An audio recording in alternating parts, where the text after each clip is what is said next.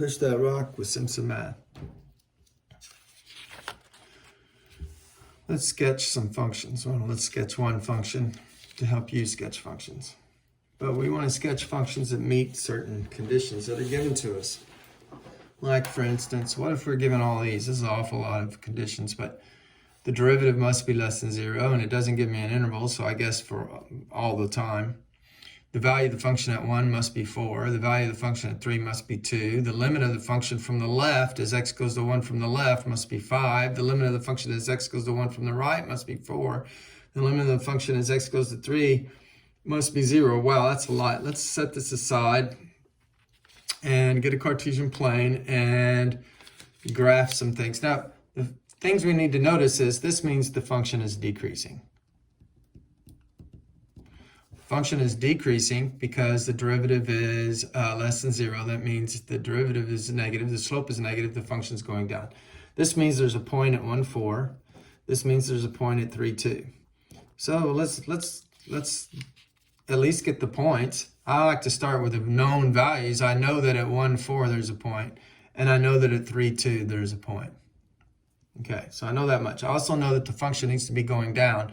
So whatever I draw needs to be coming down. I don't want to draw anything too soon because there's other conditions to meet.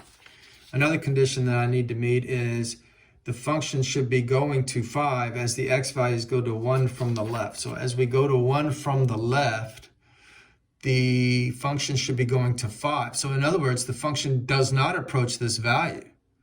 It approaches a different value.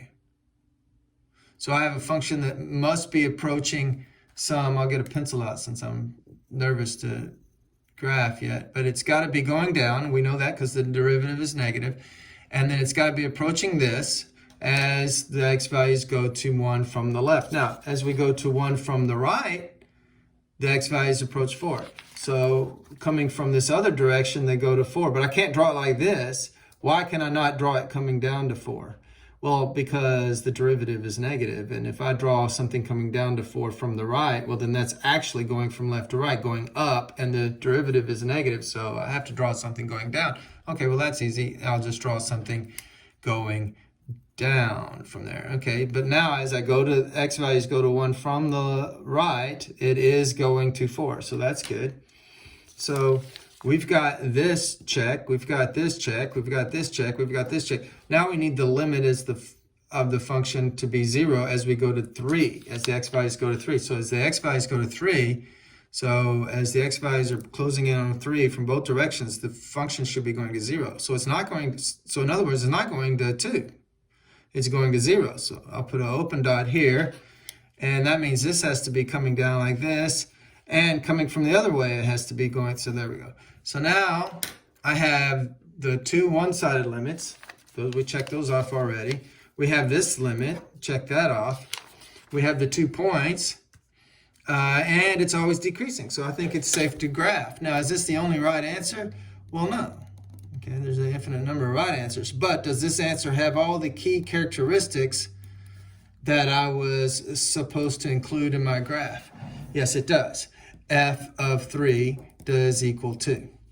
F of 1 does equal 4. But the one-sided limits coming from the left are 5 and coming from the right is 4 at the one-sided limits of 1. And the limit of the function at 3 is 0. So the limit of the function as x goes to 3 is 0. And clearly the derivative, if this is f, is always negative because it's going down. So this function meets all of the conditions that were given. Math made simple, Simpson math.